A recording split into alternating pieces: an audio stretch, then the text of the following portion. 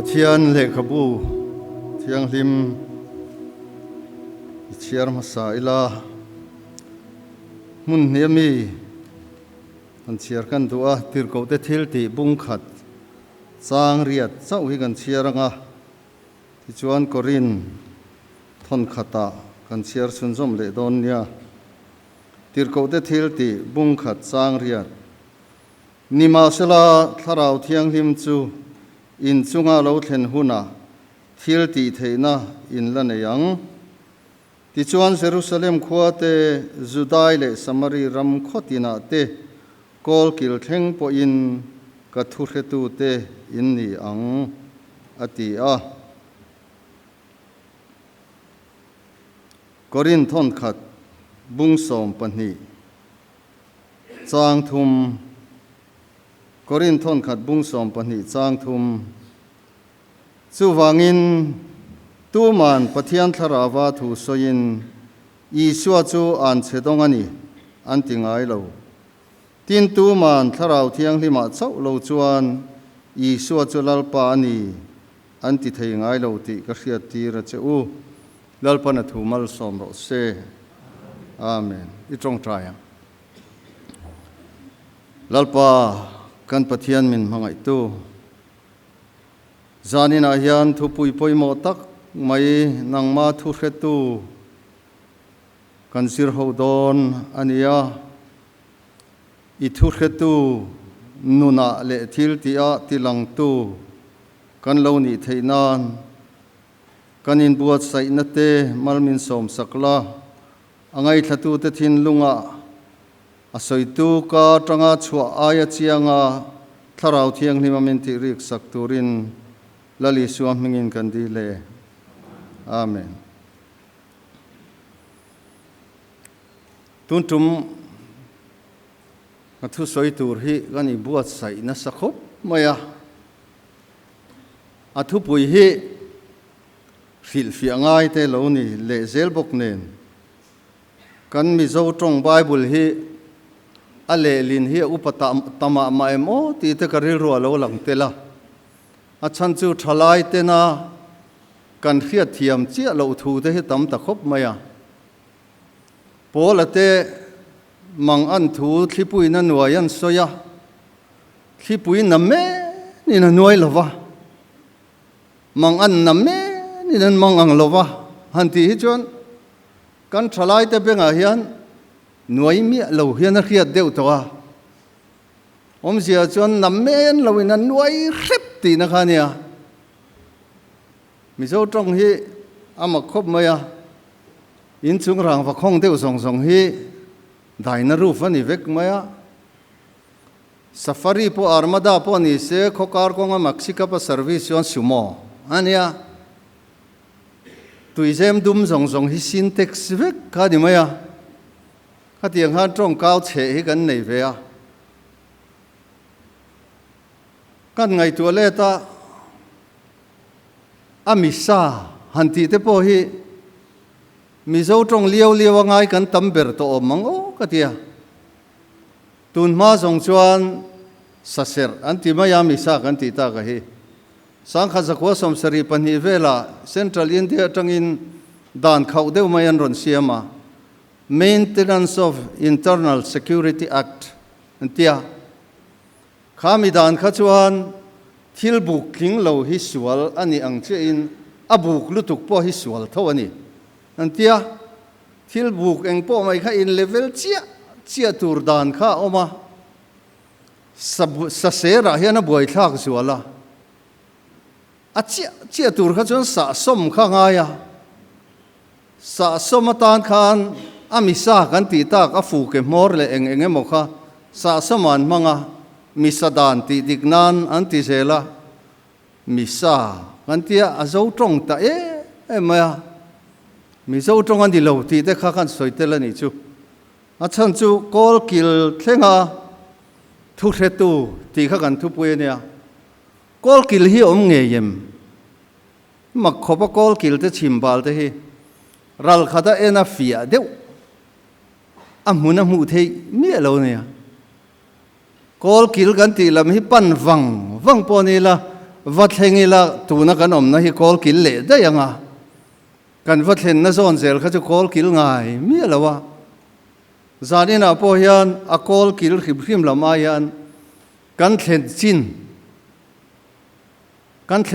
chin ti kha ril ruwa om sela kan bible chang chiara khan tharau thiang lim alo thlen huna chuan thil ti theina in neyanga ti chuan ati ta chawa ama in tharau thiang lim tel lovin azir tir te somsari atir chuak to a dam lo ten ti dama wang le ram hoi ten thu thuan oma wang khan an ron lom ho hle maya ama i sua chuan khati lai khan kol phe ang trek anga setana wana ta lo chuk ka mu ni atia athu om sia chuan chapo na in setana nang ma ni a thokani ti na tia tania chu wang chuan tharau thiang lim tel lo hi chuan thu khetu ani thei lo kha i sua hian azir tir te a hril duwa tharau thiang lim a lo thlen huna chuan thil ti theina neyanga chu ti chuan ati ta chawa thil ti theina an nei nuwa Judai rama le Jerusalem le Samari ram kol kil thengin ka thu khetu te niang atop thengin in kalna chin china thu khetu hanti tak mai kha ke kalo ngai dan chuan hei puza wa te department lama hian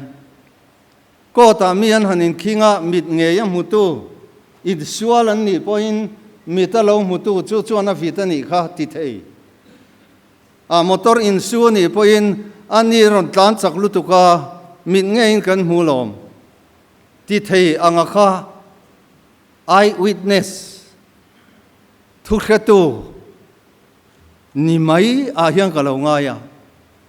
helaya kol kil theng point ka thu khetu te ni ang atia po hian khati lam hoi ni a khang ka nga ya ma se khil fia turin kan thu pui then na hian thu khetu om sia ti anda ko maya a om sia thei angangin kan chui ve a mi soi rang te a bulama siak dan te thu khetu ti kha Greek trong chuan martyrs a om sia chu thi don po a phat mia lo khopa an tran len tlat tur thi thenga an tran tur thu soina an ni tlat na ama ko mai kan bible chang chiar ta ka khan tharau thiang lim alo thlen huna chuan thil ti theinai neyang ati khan mizo benga hian khati chia lo dewa rik dan kha nei vele a syntax ti ang deuh tho khan thil mak ti theinai neyang ti ang hian kan benga hian a ria amak lo hi chuan kan handa rau lo deuh le nga la zan ina kan sir turi hi chu mak kha atel lawa tharau thiang lim alo thlen huna chuan thil ti theinai neyanga ti chuan Judai ram khotina te Jerusalem te Samari khotina te kol kil theng point ka thu khetu te niang ka thu khetu te hantia po chuan mar tar ngam thak khopa thu khetu chuti taka ngai poimo tur thu an khiat tur chu enge niang enge nia kan rin pong sual thu nge nianga motor accident lam chu nge nianga chuta thu khiat tur chu iswa hi pathian ni iswa hi lal le chandam tu nia min tlan turin a thia thina in ne in a tho le nge yani ti hi thu khetu te na kan khiat tur chu ni chu leile van kan taksa aral thak po ngam khopa kan tran hlen tur chu nia zan in mi te kan ni vek ngal mai em thu kha tu hi Bible na tu na martures ati tak mai he chu kan ni phalo de bem o ti kharil ruwa oma Isua chu lalpa ani pathian ani Korin le khathon kan chiara khan thara wa tang chau lo chuan tu man Isua hi lalpa an ti ngai lo an ti le mau maya Tharau thiang hima lo thena thil ti theina nei phot lo chuan kol kil thenga thu khe tu kha ani thei lo a thei lo sia chu tian soi tai la nang le ke chu Bible atang te le thu khil tu te soya tang te a khe chong kan nia khe chong ni mi a lo petera te khamo kum thuman in zuya lali suwa a khiat dan kha chu chiang takani in le local sana nu le pa kal sana nei zong zong kal sana zui top khania ama tong kam tak po in kan nei zong zong kal sanin kan zui ta chia atiane chuti khopa Isua khachiang tu ama Isua ngei pon nani nangnin tunge ani miti ati po khan Krista pathian nung fa pa chuini Tinal maya Isua po khan thisen de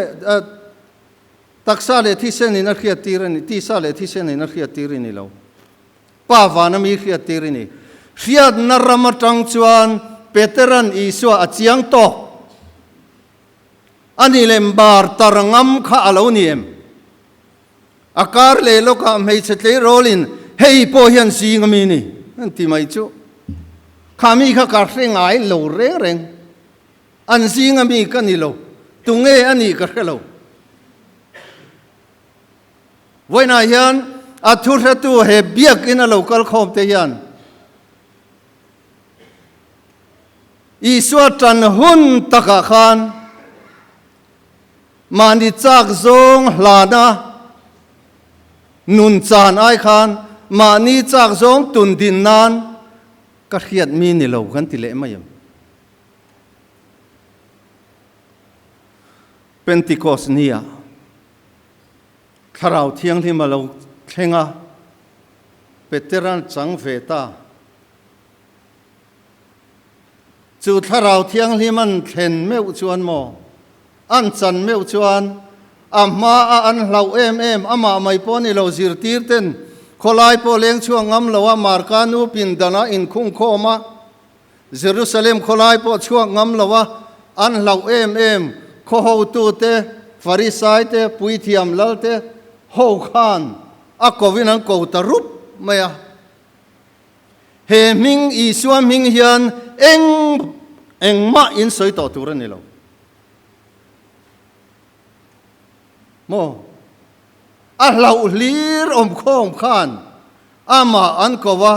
he Isua ming hin lam to turan ni lo ma se tharau thiang lim nen meu chuan mo vau dai mai chi khan to lo re mi khing thuain pathian thu kan poisa lo zok do mi cái ní chú căn mù lệ căn khiết thế hi soi lovin căn ông thầy lo, tibek maya,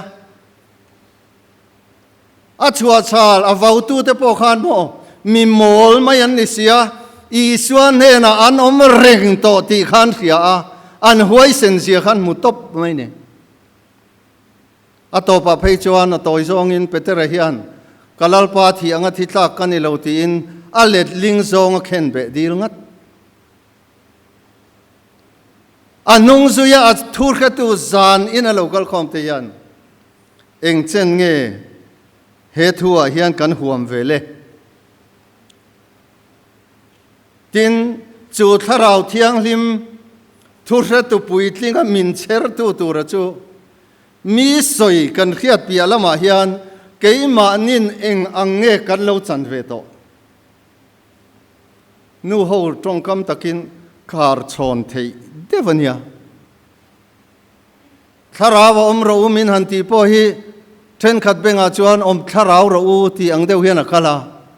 tharau mi deuh te dan nian khiat hian alem hian a suk ve hrep theya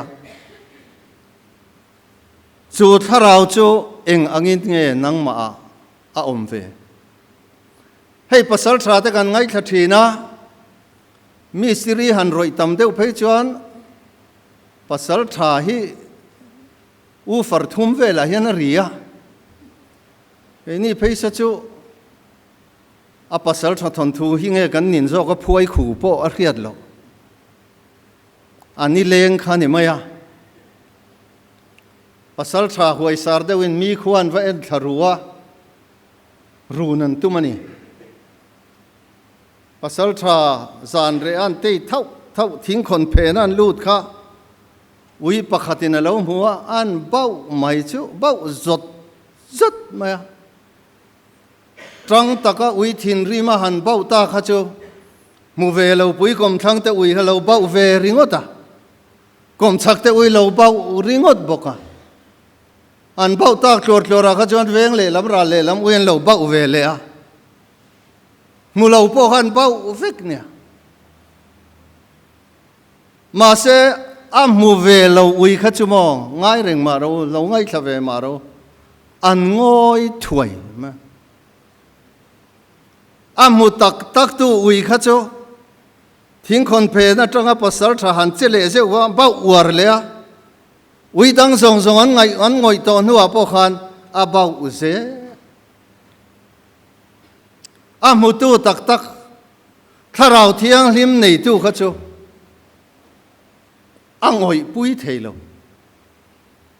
chuwang chuan thu se tu kha a thi thlenga ani angai kan thu pui pani na nun le thil tia lan tir nun le thil tia lan tir ang ti nge kan lan tirang Jerusalem khuate Judairam khotina te Samari khuate kol kil kheng po in thu khetu ni tura cha kan nia thu soi tu tam tak chuan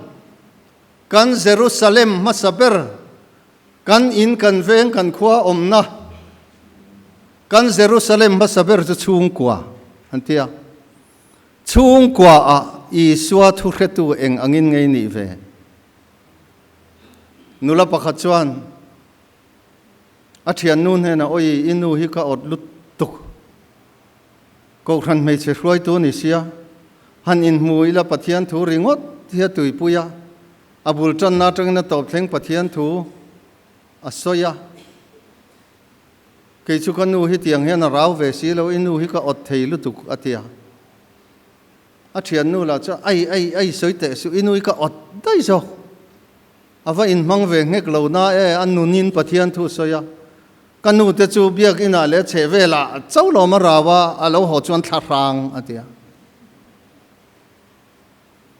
mani chung kwa hian mo thu hetu thi thleng po thu hetu kha kan ninga mem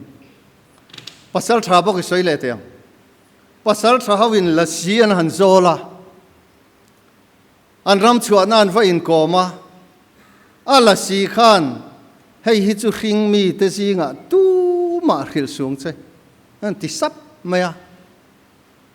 pasal tha huai sar deuh po hian mo an soi ngam lo re reng nu pui te pon khil ngam chuang lo zep tang kha la si thu kha an nun pui nei chu sa aka tir pon mi hring zinga khan min ka tir an tingam ngai lo re reng la si thu kha zomin an zep tang maya an thi don thlengin an soi ngam ngai lo nia chuwang chuan ru reng tu ni khan an khia a ram noyan han kalte yan chafun an han pela chon ei dona zubar mai ngam mia lawa cho khan tham thena an the dara khuat lai an tia an la si zol te ne moram huaya mo an ma ni tina theya an ngai an hlau te kha an betlon ma sa chon bar ngam chau nia voinia hian ram huai sual te ma chu tiang taka pasal tha ten an hlau lai chuan leile van lal ber thu khe tu hian a thu nei tu kha eng angin ngai hlau le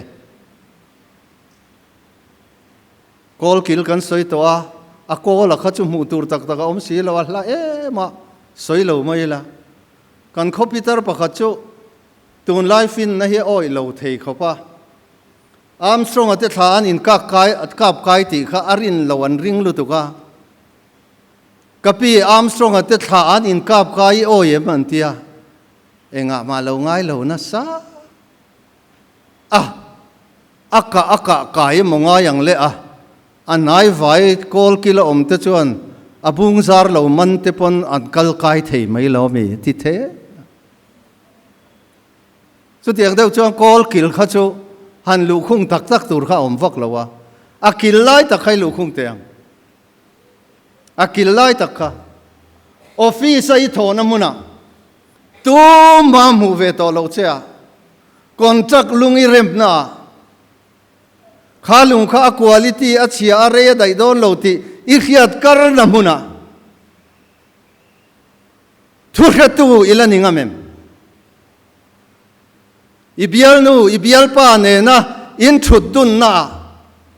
inu leipan in kalti po an khiat mia lo na mun kila khem na chi rang ito na kila leile van lal ber isu hi pathian anga cheitu ilaninga mem karau thiang limin athu zoi te a khiatir chekha i zom ngam donem akil kila khan apoi mo tel maya papakhatin anu pui buan chak vak lo kha ring hlel khopa azin san don sia azin rei don bok sia katan thi ngam tak ang eman ti thina nu pui kha ngamang ti ve tlat ma se athang rei sia lo ui re ta tho maya a chua chala katan thi ka ngamang kha iti sia ka in ngai tu po hian min khati lai khan ron suam nang ma tha tum che hi ni se thi ngamin ka pui tak ngamang che ma se thi ngai lo zong khan min ron the ma tia thi ngai lo wa sok hian kan boi thin tiru ngong to nga tur hi chu ni lo ni se chu helam len zong hi chuan an hel hi ka ring lo re biagin ko ta po khian lo vu angal che i suwa phat ai chuan helam len hi chuan do ngal ngai pon se kan do ngat ma se thi ngai lo zonga zu that deu min ron khem chuan akila takhan thu khetu kan ni le ngam tlat lo thi ngal ngai zong hi chuan thlem ni la chu kan in hlan ngam mai theye amaro chu akila tak khana poimo siani le panina kan cham rei lu tu ka nge pathum na hian thu khetu ni hlo thak na thu khetu ten di hlo na pathian hi isua hi pathian ani ti khetak taka hebrai na siak anga thil bei seite om nge ya khiat na thil mu lo te khiat fia na nei tu te chuan mo rin na nun kong zo hi har sat nan nei lo re ha thak pon ti lo tir ko pola soi ang hian an zo lovin an ha zok thu khil lovila ka chunga pikati a mai khana chunga pik dai zok enga tinge a bei seite om nge ya khiat na khana ma nor kalalom nova han enila nova long tukro khovel hi tuilet in ka khem do ne i chung te chan him nan long tuk ro navaril ruwa chuan mo a chiang lu tuka thil bei sei te om nge ya khiat na mu thei lo te khiat fia na a thu re tu dik tak tan chuan ni lo sa a khwala dur der bok si lawa ani ve ya kara ve ya thaliama kumaliama kum som kwa ani mon ni lo mo lam kha ni lo tui lo na tham chuan a rei mi te pon an chai mai thei zel din na tam taka om ma se novana hlau ber chumo ale nge don sia ka tuk zo man lawanga ka fanau de ka chandam man lawang ti lawin a phi char char long tuk tur khan no wa tranangai lo reng reng tuk thei lawin om ta se ama a ipik zo kang avan dam har ka van bung le thei har hati te chuang ka tuk zo man lawanga sin atianga bung thei lo se chu chunga pik ngotang voinia hian pathian thu retu ini na konga hian itang kul tang awan ram kai lo hlawin itang nge pathian iza na le min mei ven na le tharau thiang lim iti na hian anor kal che an nuam takin pathian rongi bol avan poimo em nu ho hi ka ti thina kan du lama hi chuan mo rin na kan nei na lama chuan kan rang lu tu gas an sem don pe ka in bula le zo bom ko na an han ti me hi chuan aman ngai thaman pon om lo re re ni dangan zo mia lo cylinder ruak khap ani khai nang kal dai asoi war zol phei chuan aruak hinga tinge avarit em antia atak oman valan han choya avan sang em an ti le an ti a thleng ngei do na khiat na hian mo thil min ti tir mai ani churin na chu pathiana hian nang ma a omem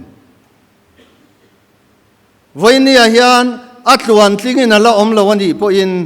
ko khan bel ro ko khana om ro rin na siam tu le ti fam kim tu Yeshua Christan ati fam kim sakang che tir ko pola enila KTP chang khan anga thil thatia tang Christa Yeshua chuan siama oma ama ku chuang ni si chu thil thati chu kan om na tura pathian ina buat sai lok adi rol hian mo thil thati hi harasin tharau thiang lim chen chil pola meu po khan thil thati ka du lain keima suala lo luta ka du zok thil thati thei loin ka du lo zok sual ka ti thin mi re thei ka wani telul he thi na tak salaka hian tunge mi chandam theyang apik ve topani ma se tharau om puya Christ Yeshua chuan lom thu ka soi athiam chan na Yeshua Christa kha akhe chuak vata ta chuan lalpan angai dama suala tlanto voinia hian keini chuan kan du zok thil tha kan ti thei lo khan pathian du zong te chu soi lo mani du zong kan ti phak lo ve le khan setanan rin la chuan i omem nang mange yan in fiate kan hanin ena Christ Yeshua kan thiam chan na en na chang khe to lovin thil thati thei lo kha kan husia achol na lu na thu tiam rin na la om reng si khan rin na hieng tin nge achol na thu tiam achol na lu na thu tiam ani ti kan khiat ring la inungang lalpa Yesu ring la ti chuan chan damin ni omang nang lei chung tene ama chu tu po ring a piang an boral lawa chatuan an nan nei nan rin na wanga khongai na chan damin ni rin ta lo in pathian lom zong ani theilo achol na lu na thu tiam rin na la om reng si khan thil tha ti theilo na wangin pola hlau pu yang hian in singa tu te emokha tling lo angin in lo om da nge irin na khala fam kim lo ma sela ala fam kim don thil tha ti adula ya ti theilo sual ti po khan Timothy nên lệ khá thôn à chuan tu na hian lanin ka me ka ni ka chua hun a thleng don ta fel na lal lukhum chu ka tan da in rin na chu ka vong reng to mo rin na chu ka vong reng to in tlan siang na tha chu ka len to keima tan chang ni lo keima anga a in lar na ngai tu te tan voini a hian eng angin nge lalpa tan thu khe tu ini kan missionary te le pol ate ang hi chuan mo Isu Krista ron in lar le hun tur nga khlel ngoi khoparim hian an thok khat junia voini a hian eng china khan nge thu khe tu ka ni ve ang tin thu khe tu te chuan har sat namuna an har sa velo a pui tu pathian awangin har sat na hi an har sat na ni lo an hausak na chu soilo an re thei na le an che thian na po hian van duai te an he min adom kang thin su dia an chan chin chelai beran ser po hian mang ang te zu han dom kang tlat zela he khovel hi an pong nin velawa ka ti thina aral mek le ni nom hi van nuam lang don ta lung oi lo na khovel hi song pel chian le lung ngai zual ti hi tharawa pathian riat pui tu thu khe tu tak tak chuan mo le hilal pai thil thon pek masa ka chiar seng lo le lom na van ram hi van ramin kal tlangin an pana van ram an pan na me kong hi van ram an siama pathian tharau thiang limin ama thu khe tu arwat na le apui na kha an vo lian zela tharawin a hruayang zelin an kala pathian fa an lo ni maya an manin an ming tha ka ngai lawa mi zo khan adang lam to an tia ming tharan pe mai ani keini voinia rinna la puitling lo tamber chuan dang lam na sathi kan han tum ve khopa kan ma sual ti tur thlem na in chopa piang in measuring tape kan pot ve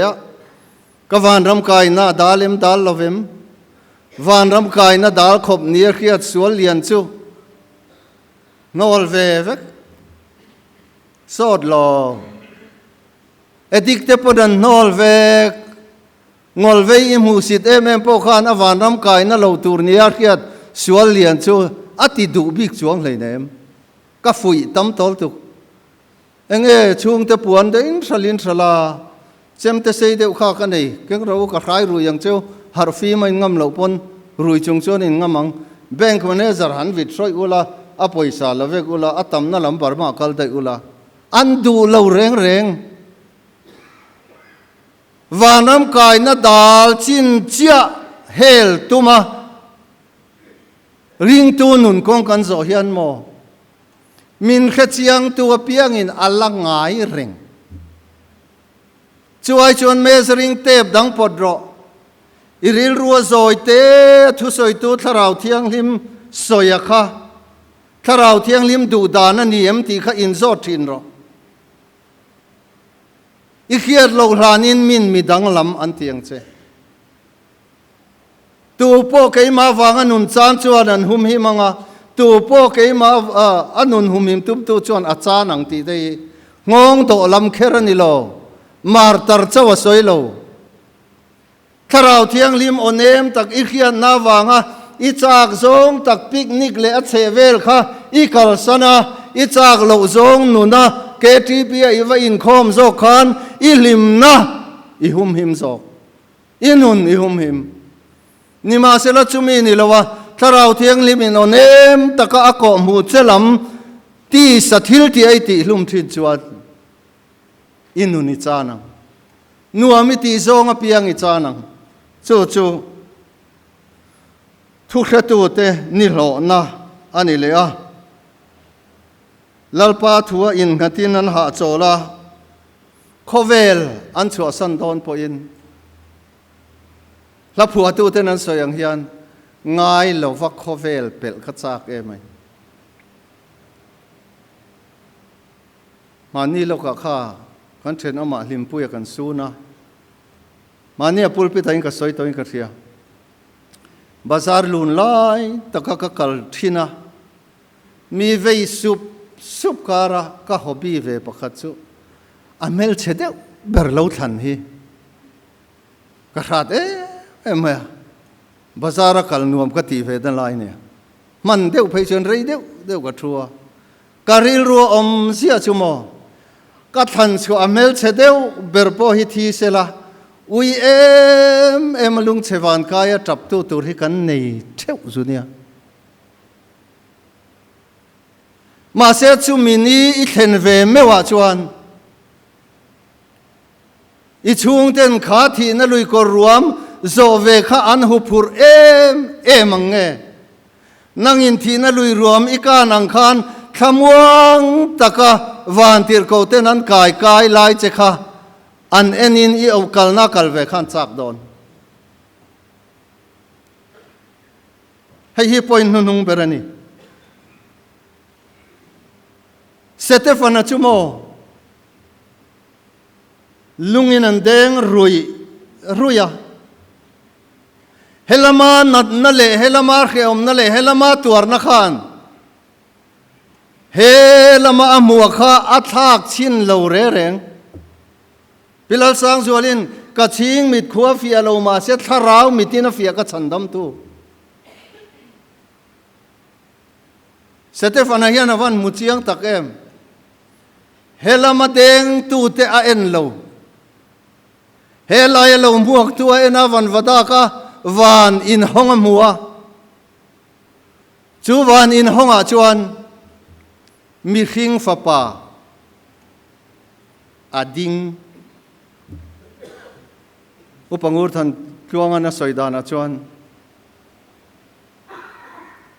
Isu Krista thi a thole nuwa pa ding lama a omdan position soi re reng hian ding lama a thu ti vekania Stefana den tum hi chuan mo a thu theilo standing chi bai buk na lo pe top pathian ding lama khan Isua a thut muna thu theilo ami thiang lim thi na van kong ka a hon na nia chuta po avom mek tu te ngai dam adil sak na nia Isua a thu theilo voinia hian chu point chu kan thleng ve theiang em nang le ke hian he khovel kan chua san don nia hian enge kan ti ve theiang kapa thi don nai khan ama khopa kapa kha avui dan tur po kha lim de wa soi pui thei chi khania an o ka lo record lo kha ka ui khop maya pathian thu oi le rau ber pola kan nei sial su kami upathan zualan ron tloa anin kom dun renga pathian thu lim takin an soya a hodona ngan upa khan kha idam chuak to mel chuang si lo I thi tho mel chia karal ngal mayang che atia kapala khana en hau maya kei changamo thi ang le nang poi thi don tho lo atia ani kan upala khan ithi ma jok melalom tu na po ti khan tho thei lovin na reng to a karal ngal jok meng che idam rei to mel si lo atia ani chuan miral ngal lan mai lo matia poisan hanin pe a mi va petam ve atia pakhatin kala hlep teu ti khan ithi tak huna local donila bus fare kallam fare holam fare ei man nen ti khan zan hi somnga ka hlep atia athat mai chu ni le tiang ka akange tia a ho tur kha lo let le a andi kha ka rang hal che a ithi tak huna ka local don mi lo nia pakhat la chon o thi to ber de jon local ma la ka hre to nang o iwan a tak e matia thiana in ral dia man in thenta papa so yang deu khanu pathan zual po chu nu loka khan thi ve le tamaya khami te pani ril ru kha ka ngai to som thi tin an thi dan ve a po khan ka ngai to som thi kapa po kha itha phang em anti khan a phan lo sia so na hen anui saka a thamuang tel tela kan farnu tengai ngam lo nan soi har le thina soi har to su mi mu chuak na na chu ka tia a thamuang tel tela han thek bek po om lo ti khan kho vela chu san upathan zuala po chu eng ma thi sual buaina nei lo kho velan chu san dan kha ka ot ngut mai voinia hian nang le ke hian tirko polana soi anga Isu Krista lo lan ngak lel ngoi khopin emo ani lo pon ngai lova khovel kan pel thei dani omangem chu tur chuan thu khatu tak tak ni tur chuan tharau thiang lim kan poisa ka ngai atop na voi khat ka soi le kan bible chang in nga na kha tharau thiang lim lo thlen huna chuan thil mak ti theina ni lovin thil ti theina in ne yang chu thil ti theina chumo khem na nar theina ngai zong te nen chau po oma nar theina akil bera po sual nar theina ei rung nar theina lem le na nar theina in la ne yang amak kher lo mai the chu ti chuan thu khatu in i thei chawang chu ti lo chuan tu man kharawa tang chau lo chuan Isu hi lalpa ati tak tak thei lo ka chuan ati thei ma se ni tin nuna tual zal nuna thil ti a Isu a poi sak tak tak thei lo Isu